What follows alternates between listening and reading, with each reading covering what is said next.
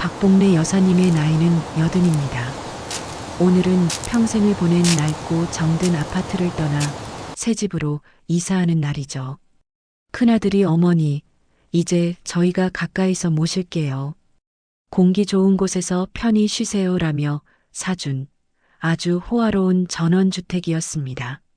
서울 근교라고는 믿기지 않을 만큼 조용하고 넓은 정원에는 사람 손길이 곱게 닿은 값비싼 소나무들이 즐비했죠.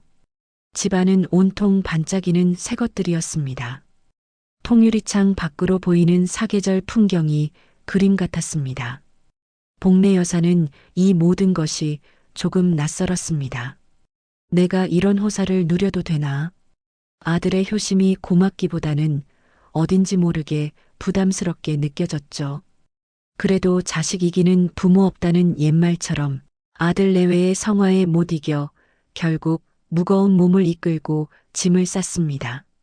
짐이라고 해봐야 낡은 옷가지와 수십 년 손때 묻은 살림 몇 개가 전부였습니다. 아들 내외는 어머니, 낡은 건 다 버리세요. 저희가 최고급으로 다 채워 넣었습니다라며 번쩍이는 새 가구들을 자랑했죠. 이삿짐 센터 직원들이 돌아가고 며느리가 저녁을 준비하러 간 사이 복래 여사는 홀로 작은 짐 상자를 풀었습니다. 그 손길이 유난히 더뎠습니다. 그때 상자 밑바닥에서 익숙한 물건 하나가 나왔습니다. 20년 전 먼저 세상을 떠난 남편의 흑백 사진이었죠. 오칠이 세월에 벗겨진 낡은 나무 액자였습니다.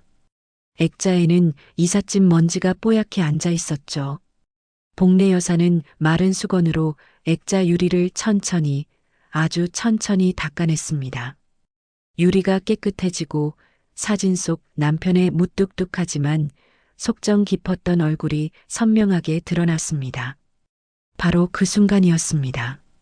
마치 머릿속 닫혀있던 방문이 쾅 하고 열리는 것 같았어요. 잊고 지냈던, 아니, 지난 20년간 스스로 외면했던 20년 전 그날의 기억이었습니다. 아들의 사업이 크게 휘청이던 바로 그날이었죠. 사업 자금이 급하다며 아버지를 몰아붙이던 아들의 격앙된 목소리. 아버지 평생 모은 돈 저한테 투자하세요. 몇 배로 갚겠습니다. 안 된다. 내 놈 사업은 밑빠진 독이야. 당장 그만둬. 남편의 단호한 외침. 그리고 격렬한 언쟁 끝에 남편이 억소리와 함께 가슴을 부여잡고 쓰러졌습니다. 지병이던 심장마비가 찾아온 것이죠. 남편은 식탁 위 늘 그 자리에 있던 약병을 향해 필사적으로 손을 뻗었습니다. 손끝이 약병에 닿을 듯 말 듯했죠. 약 좀. 하지만 아들은 그 손을, 그 절박한 구원의 손길을 얼음장같이 차가운 눈으로 그저 내려다보았습니다. 그리고는 그 손을 탁 소리가 나게 뿌리쳤습니다. 이럴 거면 차라리 죽어버려. 그 돈 움켜쥐고 그냥 죽어버리라고. 아들의 눈빛은 사람이 아니었습니다. 약병은 바닥에 떨어져 대구르르 굴러갔고 남편은 몇 번 숨을 헐떡이다 그대로 눈을 감았습니다. 복래 여사의 손이 걷잡을 수 없이 떨렸습니다. 사진 액자를 와장창 소리를 내며 값비싼 대리석 바닥에 떨어뜨렸죠. 유리가 산산조각 났습니다. 아니야. 내가 잘못 기억하는 걸 거야. 지난 20년간 그녀는 하나뿐인 아들을 지키기 위해 그 끔찍한 기억을 뇌 속 가장 깊은 곳에 묻어버렸던 겁니다. 남편의 죽음은 단순 지병 악화라고 아들은 아버지를 구하려 했지만 손쓸 틈이 없었다고 그렇게 스스로를 속이고 세뇌하며 살아왔습니다. 저녁 시간이 되었습니다. 며느리가 차린 진수성찬이 눈에 들어오지 않았습니다. 어머니, 새집 좋으시죠? 여기 공기가 얼마나 맑은데요. 어머니 건강 생각해서 저희가 특별히 신경 쓴 거예요. 아들은 여전히 세상 둘도 없는 효자였습니다. 하지만 복례 여사의 눈에는 20년 전 아버지를 죽음으로 내몬 그 차가운 눈빛의 아들만 보였습니다. 수저를 든 손이 덜덜 떨려 국물 한 모금 넘기기 힘들었죠. 어머니, 왜 그러세요? 어디 편찮으세요? 입맛이 없으세요? 아들의 걱정스러운 목소리가 이젠 악마의 속삭임처럼 들렸습니다. 복례 여사는 떨리는 눈으로 아들을 한참 동안, 아주 한참 동안 바라봤습니다. 그리고 모든 것을 확인해야만 했습니다. 이 지옥 같은 효도의 진짜 의미를 말이죠. 여봐라. 정훈아. 내 어머니. 말씀하세요. 그날. 20년 전 그날. 내가 내 아버지 약을 일부러 그런 게냐? 박복례 여사님의 그 한마디에 식탁의 공기는 얼음장처럼 차갑게 얼어붙었습니다. 아들의 손에 들려있던 숟가락이 쨍하는 소리를 내며 빈 그릇에 부딪혔죠. 며느리는 사색이 되어 복례 여사와 아들의 눈치만 살폈습니다. 아들 정훈 씨는 아주 천천히 고개를 들었습니다. 그의 얼굴에서 방금 전까지 넘쳐 흐르던 살가운 효자의 미소는 온데간데 없이 사라져 있었죠. 그의 눈빛은 20년 전 그날처럼, 아니, 그보다 더 차갑고 딱딱하게 굳어 있었습니다. 하지만 그는 소리치거나 화내지 않았어요. 오히려 금세 표정을 바꾸며 아주 서글픈 미소를 지었습니다. 어머니, 무슨 그런 섭섭한 말씀을 하세요. 제가 얼마나 아버지는 그냥 운이 없으셨던 거죠. 많이 피곤하신가 봐요. 헛것을 다 기억하시고. 헛것이라니. 새집이 낯설어서 그러신가 봐요. 며느래, 어서 어머니 방에 모셔다 드려. 오늘은 푹 주무셔야겠어. 아들은 아내와 눈짓을 주고받았습니다. 그 눈짓의 의미를 복례 여사님은 그땐 미처 다 알지 못했습니다. 그저 이사를 와서 피곤한 탓이려니 애써 스스로를 다독이며 무거운 몸을 일으켰죠. 하지만 그날 밤 복례 여사님은 한숨도 잠들지 못했습니다. 20년 전에 그 끔찍한 기억이 마치 어제 일처럼 뇌리를 떠나지 않았으니까요. 그리고 바로 다음 날이었습니다. 아들 부부는 아침 일찍부터 분주했죠. 어머니, 저희가 낮에 어머니 돌봐드릴 분 구했어요. 전문 간병인이에요. 아들이 웃으며 한 여자를 소개했습니다. 50대 중반쯤 되어 보이는 아주 다부진 체격의 여자였습니다. 그녀는 웃고 있었지만 그 눈은 조금도 웃고 있지 않았습니다. 사모님, 박영실입니다. 잘 부탁드립니다. 그 여자가 온 뒤로 모든 것이 이상하게 돌아가기 시작했습니다. 복례 여사님은 문득 옛 동네 친구의 목소리가 듣고 싶어졌습니다. 그래, 전화를 한번 해봐야지. 그녀는 거실에 놓인 새 전화기의 수화기를 들었습니다. 하지만 뚜마이너스 하는 신호음 대신 아무 소리도 들리지 않았죠. 어머니, 여긴 시골이라 어제 비가 와서 그런가 전화선이 고장 났나 봐요. 금방 고쳐달라고 할게요. 아들은 대수롭지 않게 말했지만 어쩐지 서두르는 기색이 없었습니다. 답답한 마음에 복례 여사님은 바람이라도 쐴 겸 현관으로 향했습니다. 최첨단이라는 그 번쩍이는 현관문이었죠. 그녀가 손잡이를 잡고 돌렸습니다. 하지만 문은 꿈쩍도 하지 않았습니다. 어라? 다시 힘을 주어 당겨봤지만 굳게 잠겨 있었죠. 삐빅 마이너스. 차가운 기계음만 울릴 뿐이었습니다. 비밀번호를 눌러야만 열리는 디지털 도어록이었습니다. 얘야, 나 바람 좀 쐬게 문 좀 열어다오. 그녀가 아들을 불렀지만 아들은 못 들은 척 주방으로 사라졌습니다. 대신 어느새 다가온 간병인 박 씨가 그녀의 팔을 부드럽지만 강하게 붙들었습니다. 사모님, 날이 찹니다. 거실 통유리창으로도 정원 다 보이세요. 들어가시죠. 그 순간 복례 여사님은 깨달았습니다. 전화선은 고장 난 것이 아니었습니다. 끊어버린 것이죠. 문은 잠긴 것이 아니었습니다. 가둬버린 것이죠. 아들의 그 효도는 20년 만에 돌아온 어머니의 기억을 완벽하게 봉인하기 위한 감옥이었던 겁니다. 그날 저녁 식사를 마친 복례 여사님에게 간병인 박 씨가 작은 종이컵과 물을 내밀었습니다. 종이컵 안에는 붉고 노란 알약 2개가 들어 있었죠. 사모님, 혈압약 드실 시간이에요. 아드님이 특별히 챙겨드리라고 신신당부하셨어요. 나 혈압약 안 먹은 지 한참 됐는데. 복례 여사님이 망설이며 뒷걸음질 쳤습니다. 그러자 간병인의 부드럽던 말투가 돌변했습니다. 그녀의 미소가 사라진 얼굴은 차갑기 그지없었죠. 드셔야 해요, 사모님. 건강을 위해서요. 그것은 권유가 아닌 명백한 명령이었습니다. 간병인은 복례 여사님이 도망칠 수 없도록 그 다부진 몸으로 앞을 가로막고 섰습니다. 그리고는 약이 든 종이컵을 그녀의 입술에 거칠게 들이밀었습니다. 박복례 여사님은 그 차갑고 텅 빈 간병인의 눈을 정면으로 마주봤습니다. 여든 평생 그녀는 단 한 번도 누구에게 굴복하며 살아본 적이 없었죠. 하지만 지금 당장 저 다부진 체격의 여자를 힘으로 당해낼 재간은 없었습니다.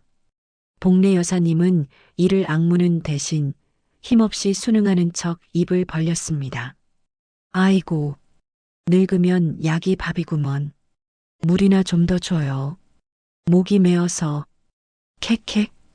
간병인 박 씨가 무표정한 얼굴로 물을 따르러 등을 돌린 찰나였습니다.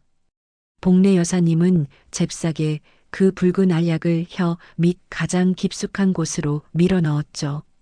꿀꺽 물을 삼키는 신용까지 아주 완벽했습니다. 간병인은 만족스러운 듯 고개를 끄덕였습니다. 그날부터 박복례 여사님의 지독하고도 처절한 치매 연기가 시작되었습니다. 그녀는 화장실에 갈 때마다 아무도 보지 않는 것을 확인하고 혀 밑에 약을 뱉어냈습니다. 세면대에 뱉어낸 축축한 약의 잔해가 벌써 너덧 알이었습니다. 그녀는 아들의 의도를 정확히 꿰뚫어 봤습니다. 아들은 어머니가 진짜 치매 환자가 되길 바라는 겁니다.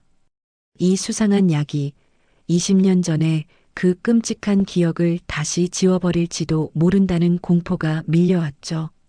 여보, 오늘 날이 참 좋구먼. 우리 산책이나 가야지. 복례 여사님은 일부러 멍하니 허공을 바라보며 20년 전 죽은 남편을 찾았습니다. 간병인 박 씨는 그런 그녀를 경멸하듯 쳐다보며 어딘가로 꼬박꼬박 전화를 걸어보고 했습니다. 네, 사모님. 오늘도 똑같으세요. 네, 약 잘 챙겨드렸고요. 네, 계속 남편분 찾으시네요. 복례 여사님은 그 보고 전화를 들으며 하나뿐인 아들에 대한 마지막 남은 정마저 잿가루가 되어 흩어지는 것을 느꼈습니다. 그녀는 치매 노인 연기를 하면서도 짐승 같은 집중력으로 집안의 모든 구조를 살폈습니다. 아들이 효도라며 자랑했던 이 전원주택은 완벽한 요새였죠. 모든 통유리창에는 최신식 방범창이 달려 있었습니다. 유일한 희망은 주방 뒤편 음식물 쓰레기를 내놓는 작은 쪽문이었습니다. 그 문은 간병인이 하루에 한 번씩 열고 나갔다 들어오는 유일한 통로였죠. 그날 밤이었습니다. 간병인이 거실에서 시끄러운 드라마를 보며 조는 것을 확인한 복례 여사님은 숨소리조차 죽인 채 양말 바람으로 주방을 가로질렀습니다. 낡은 심장이 발소리보다 더 크게 쿵, 쿵 온몸을 울렸죠. 쪽문에 다가갔습니다. 떨리는 손으로 문고리를 잡고 돌렸습니다. 달칵 열렸습니다. 희망이 솟구쳤죠. 하지만 문을 연 순간 그녀는 그 자리에 얼어붙고 말았습니다. 문 밖은 바로 3미터가 넘는 아찔한 높이의 담벼락이 가로막고 있었습니다. 80대 노인의 몸으로는 절대 넘을 수 없는 거대하고 차가운 벽이었습니다. 설상가상으로 담벼락 위에는 뾰족한 철조망까지 촘촘히 둘러쳐 있었죠.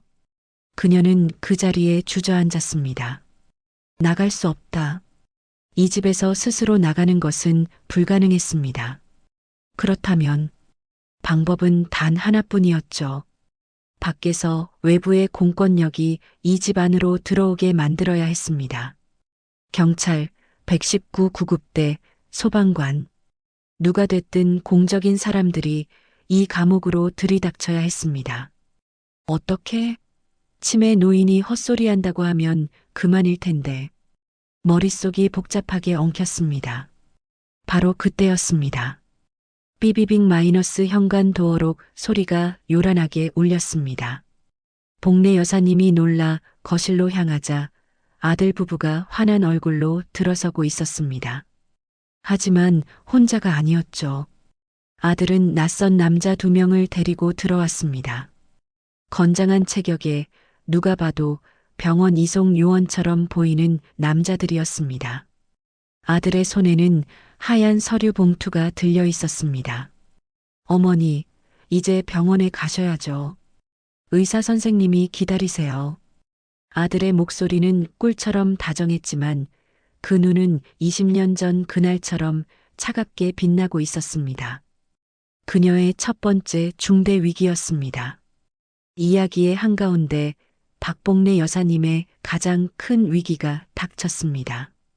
건장한 이송 요원 2명은 마치 가구처럼 아무 감정 없는 얼굴로 그녀의 양옆에 섰죠. 아들 정훈 씨는 손에 든 하얀 서류 봉투를 며느리에게 넘겨받았습니다. 그는 이미 눈가가 붉어져 있었습니다. 완벽한 연기였죠. 어머니, 저도 이러고 싶지 않아요. 하지만 다 어머니를 위해서입니다. 의사 선생님도 어머니가 지금 20년 전 망상에 사로잡혀서 전문적인 돌봄이 필요하다고 하셨어요. 아들의 목소리는 슬픔으로 가득 차 있었지만 그 눈은 단 한순간도 흔들리지 않았습니다. 며느리는 옆에서 손수건으로 눈가를 찍어내는 신용을 하며 거들었죠. 어머님, 저희 정말 힘들었어요. 아버님 돌아가신 게 정훈 씨 탓이라고 소리치실 때마다 저희 가슴이 무너집니다. 모든 것이 완벽하게 짜인 각본이었습니다. 박복례 여사님은 이송 요원들의 위압적인 태세에 뒷걸음질 쳤습니다. 나는 안 가. 내 발로 이 집에서 한 발짝도 안 나가. 그녀가 소리쳤지만 아들은 그저 고개만 저을 뿐이었죠. 어머니, 그래서 저희가 어쩔 수 없이 법원의 허락을 구하는 겁니다. 어머니가 스스로 판단이 어려우시니 저희가 어머니를 법적으로 보호해 드려야죠. 아들은 서류 한 장을 꺼내 들었습니다. 성년 의견 게시 심판 청구서. 바로 어머니 박복례를 치매 환자로 낙인 찍고 아들인 자신이 모든 법적 권한을 대신 행사하겠다는 그 무서운 서류였습니다. 그녀를 말 못하는 금치산자로 만들어 이 감옥 같은 전원주택이나 정신병원에 가두고 20년 전의 비밀을 영원히 묻어버리겠다는 속셈이었죠. 이것은 그녀의 최악의 패배였습니다. 이대로 끌려가면, 이대로 이 서류에 지장이 찍히면 그녀는 박복례라는 자신의 이름으로 아무것도 할 수 없게 되는 겁니다. 20년 전 아들의 죄를 밝히기는커녕 살아도 산 것이 아닌 존재가 되어버리는 것이죠. 어머니, 마지막으로 부탁드릴게요. 여기, 그냥 동의서예요. 병원 입원 동의서. 여기에 지장만 찍으시면 저희가 이렇게 험한 꼴 안 보여드려도 되잖아요. 아들이 빨간 인주를 꺼내 들고 그녀에게 다가왔습니다. 이송 요원들이 그녀의 양팔을 우악스럽게 붙들었습니다. 도망칠 곳도 소리칠 곳도 없었습니다. 아들의 얼굴이 그녀의 코앞까지 다가왔습니다. 20년 전 아버지를 죽음으로 내몰던 그 차가운 눈빛이었습니다. 아들이 어머니의 늙고 주름진 엄지손가락을 잡아 끌어 강제로 인주에 찍으려던 바로 그 순간이었습니다. 박복래 여사님은 발버둥 치는 것을 멈췄습니다. 대신 모든 것을 체념한 듯한 목소리로 오직 아들의 귓가에만 들릴 듯이 속삭였습니다. 정훈아. 네, 어머니. 이제라도 결심하셔. 내가 아비 죽이던 날, 내가 내 처랑 통화한 거, 나 다 녹음해놨다. 아들의 눈이 경악으로 크게 뜨였습니다. 녹음이라는 단어. 그 단어 하나가 방금 전까지 넘치던 아들의 거짓 여유를 산산조각 냈습니다. 20년 전의 그 비밀. 자신과 아내, 그리고 이미 돌아가신 아버지 외에는 아무도 모를 거라 믿었던 그 완벽한 범죄의 증거가 남아있을 줄은 꿈에도 몰랐겠죠. 무슨 녹음이에요? 어머니, 정말 치매가 심해지셨네요. 헛소리 그만하세요. 아들은 당황한 나머지 목소리까지 격해졌습니다. 하지만 그가 잡고 있던 복래 여사님의 팔에 힘이 순간적으로 풀렸습니다. 바로 그 찰나였습니다. 복래 여사님은 그 틈을 놓치지 않았습니다. 그녀는 여든 노인의 몸이라고는 믿기지 않는 힘으로 아들과 이송 요원들을 뿌리쳤습니다. 내 몸에 손대지 마. 비명 같은 외침이었죠. 아들과 며느리, 간병인, 그리고 이송 요원들까지 모두가 이 뜻밖의 저항에 잠시 멈칫했습니다. 그들은 복래 여사님의 그 한마디가 치매 노인의 마지막 발악인지 아니면 정말 모든 것을 뒤집을 진짜 협박인지 가늠하느라 바빴죠. 그 몇 초의 정적. 그것이 복래 여사님에게는 마지막 기회였습니다. 그녀는 서류나 지장 따위에는 눈길도 주지 않았습니다. 대신 아들이 이사 올 때 이런 낡은 건 버리시라고 했던 그녀가 유일하게 고집부려 가져온 낡은 괴종시계를 향해 비틀거리며 달려갔습니다. 남편의 유품이었죠. 어머니, 저 낡은 시계가 왜? 아들이 뒤늦게 소리치며 그녀를 잡으려 했습니다. 하지만 이미 늦었습니다. 복래 여사님은 시계의 무거운 유리문을 열었습니다. 그리고 매시 정각을 알리던 시계추, 그 바로 뒤편의 낡은 나무 판자를 떨리는 손으로 더듬었습니다. 손톱이 부러져라 나무 틈새를 긁어냈죠. 달칵? 작은 소리와 함께 수십 년간 숨겨져 있던 비밀 공간이 모습을 드러냈습니다. 먼지가 뽀얗게 쌓인 공간 안에는 손바닥만 한 카세트 테이프 하나가 들어 있었습니다. 20년 전 그날 밤 아들이 자신의 아내에게 내가 아버지가 약을 못 찾게 했어. 그냥 죽게 내버려뒀다고. 라며 범행을 자백하던 그 모든 통화 내용을 복래 여사님이 다른 방 전화기로 몰래 녹음해 두었던 것입니다. 아들을 언젠가 자수시킬 마지막 증거였지만 모정이라는 이름으로 20년간 봉인해 두었던 그녀의 마지막 양심이었죠. 그녀는 먼지투성이 테이프를 마치 세상에서 가장 귀한 보물인 양품 속 깊숙이 숨겼습니다. 당장 그거 내놔요.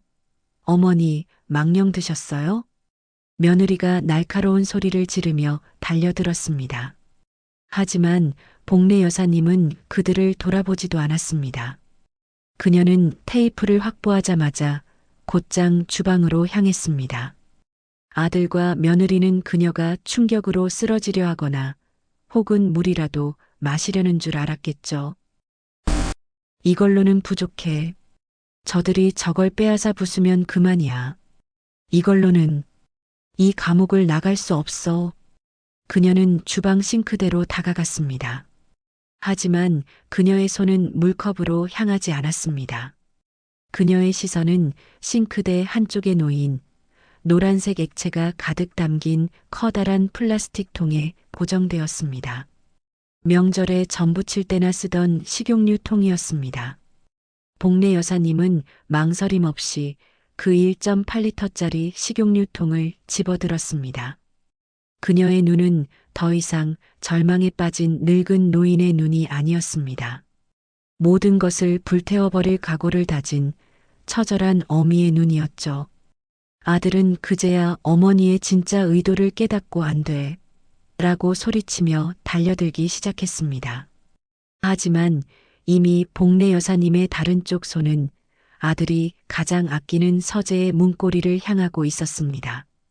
박복례 여사님은 한치의 망설임도 없이 서재 문을 열어젖혔습니다. 그곳은 아들 정훈 씨가 가장 아끼는 공간이었죠. 남편이 살아생전 아꼈던 값비싼 고서들과 서예 작품들, 그리고 남편의 채취가 벤 낡은 책상까지. 아들은 아버지의 물건들을 이곳에 전시하듯 모아놓고 아버지를 그리워하는 효자 행세를 하곤 했습니다. 하지만 복례 여사님에게 그 모든 것은 아들의 죄를 덮기 위한 역겨운 위선에 불과했죠. 어머니, 지금 뭐 하시는 거예요? 당장 나오세요. 아들과 이송 요원들이 뒤따라 서재로 뛰어들어왔습니다. 하지만 복례 여사님의 행동이 더 빨랐습니다. 그녀는 뚜껑을 연 식용유통을 높이 치켜들었습니다. 그리고는 남편의 고서들이 꽂힌 책장을 향해 노란 기름줄기를 거칠게 뿌리기 시작했습니다. 아, 저거 얼마짜린데? 어머니, 미쳤어요? 며느리의 비명이 서재를 찢었습니다. 기름은 낡은 종이와 마른 나무를 만나 순식간에 번져나갔습니다. 바닥의 고급 카펫에도 흥건하게 쏟아졌죠. 20년간 묵혀온 분노와 서름이 그 기름줄기와 함께 터져 나오는 듯 했습니다. 그래, 내가 그렇게 아끼는 것들, 내 아비의 목숨값보다 이게 더 중하더냐. 그래, 다 가져가라. 싹 다 태워버릴란다. 그녀는 광기 어린 사람처럼 웃으며 남편의 책상 위에도 기름을 부었습니다. 아들의 얼굴이 분노로 일그러졌습니다. 아버지의 유품이 망가지는 것보다 이 모든 소동이 자신의 통제 밖으로 벗어나는 것을 견딜 수 없었겠죠. 그는 이송 요원들에게 소리쳤습니다. 뭐해요? 당장 저 노인네 안 맞고 저러다 불이라도 붙이면 어쩔 거야. 간병인 박 씨와 이송 요원들이 그제야 정신을 차리고 복례 여사님에게 달려들었습니다. 사모님, 진정하세요. 놓으세요. 그들은 기름통을 빼앗기 위해 80대 노인의 마른 팔을 거칠게 붙잡았습니다. 복례 여사님은 기름통을 놓지 않으려 안간힘을 썼죠. 이거나, 이 악마 같은 놈들아, 내 몸에 손대지 마. 격렬한 몸싸움이 벌어졌습니다. 늙은 노인과 건장한 어른들의 힘겨루기는 애초에 상대가 되지 않았습니다. 기름통은 이내 바닥으로 나뒹굴었고 남은 기름이 서재를 온통 뒤덮었습니다. 그리고 바로 그때였습니다. 몸싸움의 충격으로 복례 여사님이 목숨처럼 품속 깊이 숨겼던 카세트 테이프가 밖으로 튕겨나오고 말았습니다. 쨍그랑 얇은 플라스틱 케이스가 대리석 바닥에 부딪히며 산산조각 났습니다. 검은색 테이프가 케이스 밖으로 흉하게 튀어나왔죠. 모든 움직임이 순간적으로 멈췄습니다. 아들 정훈 씨의 눈이 바닥에 떨어진 그 테이프에 고정되었습니다. 그는 어머니가 협박처럼 말했던 그 녹음 테이프가 실제한다는 사실에 한 번 놀라고 그것이 지금 자기 발밑에 있다는 사실에 두 번 놀랐죠. 복례 여사님은 부서진 테이프를 향해 절박하게 손을 뻗었습니다. 안 돼. 안 돼. 내 증거. 하지만 아들의 발이 더 빨랐습니다. 그는 구둣발로 그 검은색 테이프를 사정없이 짓밟았습니다. 바지직 마이너스 플라스틱이 부서지고 20년간 봉인되었던 검은색 자기 테이프가 구둣발에 엉겨 형체를 알아볼 수 없게 망가졌습니다. 그녀의 마지막 희망, 유일한 증거가 그렇게 사라져버렸습니다. 모든 것을 잃은 절망감에 박복래 여사님의 눈에서 힘이 풀렸습니다. 그녀는 그 자리에 주저앉았습니다. 아들은 망가진 테이프를 발로 툭 차며 20년 만에 처음으로 진심에서 우러나온 비웃음을 터뜨렸습니다. 아, 하하, 이걸로 뭘 어쩌시려고요? 이제 다 끝났네요, 어머니. 그렇죠? 아들 정훈 씨는 발밑에서 바스러진 테이프 조각을 내려다보며 마침내 완전한 승리를 손에 쥔 듯 비열하게 웃었습니다. 모든 증거는 사라졌습니다. 20년 전의 그날은 이제 정말로 어머니의 망상이 되어버린 것이죠. 그는 헝클어진 옷매무새를 가다듬으며 바닥에 주저앉아 넋이 나간 듯한 어머니를 냉혹하게 내려다보았습니다. 아, 어머니, 왜 이렇게 일을 크게 만드세요? 그냥 조용히 병원 가셨으면 서로 좋았잖아요. 이제 정말 다 끝났네요. 그렇죠? 그는 이송 요원들에게 턱짓을 했습니다. 뭐예요? 정신병원에서 약 잘 드시면 금방 괜찮아지실 겁니다. 어서 모셔가세요. 요원들이 다시 아무런 저항도 하지 못하는 늙은 노모에게 다가갔습니다. 하지만 요원의 손이 복래 여사님의 어깨에 닿으려던 바로 그 순간이었습니다. 바닥만 바라보던 복래 여사님의 고개가 천천히 들렸습니다. 그녀의 눈은 더 이상 절망이나 패배감으로 흐려져 있지 않았습니다. 오히려 그 눈은 모든 것을 꿰뚫어 보고 있다는 듯 차갑고 서늘하게 빛나고 있었죠. 그래, 내 놈 말대로 이제 다 끝내야지. 복래 여사님이 나직이 움츠렸습니다. 그리고 다음 순간 그녀는 바닥에 떨어진 기름통을 향해 손을 뻗는 척하다가 순식간에 품속 가장 깊은 곳, 속치마 주머니에 숨겨두었던 또 다른 물건을 꺼내 들었습니다. 그것은 또 하나의 카세트 테이프였습니다. 20년 세월을 고스란히 간직한 완벽한 복사본이었죠. 그게 아들의 얼굴이 하얗게 질렸습니다. 20년간 치매 연기를 해온 어머니가 혹시 모를 사태에 대비해 복사본까지 만들어 숨겨두었을 거라곤 상상조차 하지 못했던 겁니다. 당장 저걸 빼앗아. 아들의 절박한 외침이 터져 나왔습니다. 하지만 이미 늦었습니다. 아들과 요원들이 그 테이프를 향해 달려드는 찰나 복래 여사님의 다른 쪽 손이 번개처럼 움직였습니다. 그 손에는 주방에서 식용유와 함께 챙겨 나온 라이터가 들려 있었죠. 치익 마이너스. 망설임 없는 손길로 켜진 불꽃.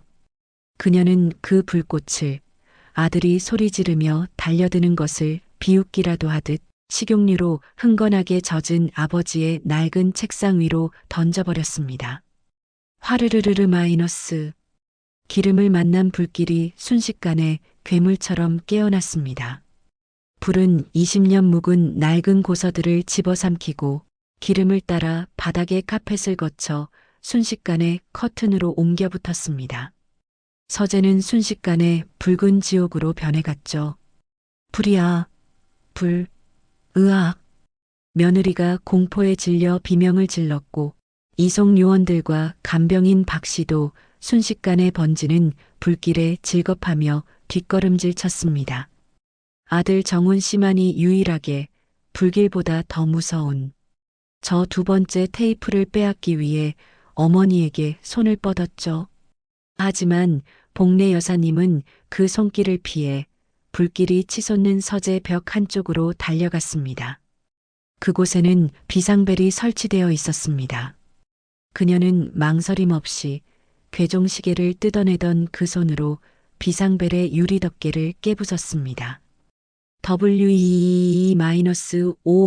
WEE-5H- WEEH- 귀를 찢을 듯한 화재 경보음이 집 전체를 뒤흔들었습니다. 자동으로 119와 보안업체에 신고가 접수되는 시스템이었죠. 아들 부부는 이제 불길과 경보음, 그리고 복례 여사님의 손에 들린 테이프라는 세 가지 공포에 완전히 갇혀버렸습니다. 박복례 여사님은 타오르는 불길을 등지고 경보음 소리에 묻히지 않으려는 듯 온 힘을 다해 비상벨의 인터콤에 대고 외쳤습니다. 그녀의 목소리는 더 이상 80대 노인의 마른 목소리가 아니었습니다. 그것은 20년의 한을 토해내는 어미의 절규였습니다. 내가 불을 질렀소. 이 집에 불을 지른 건 나요. 그리고 20년 전 내 남편을 죽인 살인범도 바로 여기 있소. 내 아들. 이정훈이. 내 아들이 바로 그 살인범이란 말이오. 요란한 사이렌 소리가 고요했던 전원주택 단지를 뒤흔들었습니다. 가장 먼저 도착한 것은 보안업체 직원들이었고 뒤이어 붉은 소방차와 경찰차가 좁은 길을 가득 메웠죠. 연기가 피어오르는 호화로운 집, 그리고 그 앞에서 망연자실한 표정의 아들 부부와 그들을 막아선 채 불타는 서재를 등진 80대 노모. 아주 기이한 풍경이었습니다. 저 할망구가 미쳤어요. 어머니가 치매가 와서 불을 질렀다고요. 횡설수설하시는 것 좀 보세요. 며느리가 먼저 경찰관을 붙잡고 울부짖었습니다. 아들 정훈 씨도 이미 잿가루를 뒤집어 쓴 채 슬픔에 빠진 아들 연기를 완벽하게 해내고 있었죠. 어머니, 어쩌자고. 흑흑. 경찰관님, 저희 어머니가 망상이 심하십니다. 20년 전에 돌아가신 아버지를 제가 죽였다고. 어서 병원으로 모셔야 합니다. 이송 요원들과 간병인 박 씨도 옆에서 맞아요. 저희가 모시러 왔는데 갑자기 불을. 이라며 아들의 말을 거들었습니다. 모든 것이 박복례 여사님에게 불리하게 돌아가는 듯 했습니다. 80대 치매 노인의 방화와 망상. 누가 봐도 아들 부부의 말이 더 그럴듯했으니까요. 경찰관들도 혼란스러운 표정으로 복례 여사님을 바라봤습니다. 구급대원이 다가와 그녀의 어깨에 담요를 덮어주며 앰뷸런스로 모시려 했죠. 할머니 많이 놀라셨죠. 우선 병원부터 가시죠. 바로 그때였습니다. 박복례 여사님은 구급대원의 손을 밀어내지 않았습니다. 대신 품속 깊은 곳에 목숨처럼 지켰던 그 두 번째 카세트 테이프를 꺼내 들었습니다. 그녀는 그 테이프를 자신에게 말을 걸어온 가장 직급이 높아 보이는 경찰관의 손에 굳게 쥐어주었습니다. 내가 불을 질렀소. 이 집은 내 아들이 나를 가두기 위해 만든 감옥이었소. 할머니, 그리고 이건 20년 전 내 아들이지 아비를 죽게 만들고 재수 씨와 통화한 녹음 원본이요. 20년간 내 아들이 자수하길 기다리며 내가 간직해온 증거요. 복례 여사님의 목소리는 놀랍도록 차분했습니다. 더 이상 절규하지도 분노하지도 않았죠. 모든 것을 내려놓은 사람처럼 그저 담담하게 사실을 말할 뿐이었습니다. 경찰관의 눈빛이 날카롭게 변했습니다. 그는 테이프와 당황해서 얼굴이 하얗게 질린 아들 정훈 씨를 번갈아 쳐다보았습니다. 아들의 완벽했던 연기에 금이 가기 시작했죠. 무슨 소리예요? 저거 그냥 옛날 노래 테이프예요. 어머니, 제발. 아들이 테이프를 빼앗으려 경찰관에게 손을 뻗었지만 경찰관은 그의 손을 거칠게 쳐냈습니다. 손대지 마십시오. 이건 살인사건 증거물입니다. 그 한마디에 모든 상황이 정리되었습니다. 아들 정훈 씨와 며느리, 그리고 간병인 박 씨까지. 그들은 존속살해 공모 및 은폐, 존속감금 혐의로 그 자리에서 현행범 체포되었습니다. 아닙니다. 우리 어머니 망상이라고요. 아들의 마지막 발악이 사이렌 소리 속에 공허하게 묻혔습니다. 박봉래 여사님은 앰뷸런스에 올라탔습니다. 그녀는 창밖으로 잿더미가 되어 무너져 내리는 그 호화로운 감옥을 가만히 바라보았습니다. 그리고 불길 속에서 유일하게 챙겨 나온 것. 액자는 부서졌지만 그 으름 하나 묻지 않은 남편의 흑백 사진을 품에 꼭 끌어안았습니다. 20년 만의 눈물이었습니다. 후련함도 기쁨도 아니었습니다. 그저 20년의 죄책감을 태워버린 잿더미 위에서 비로소 찾은 아주 길고 고요한 평화였습니다.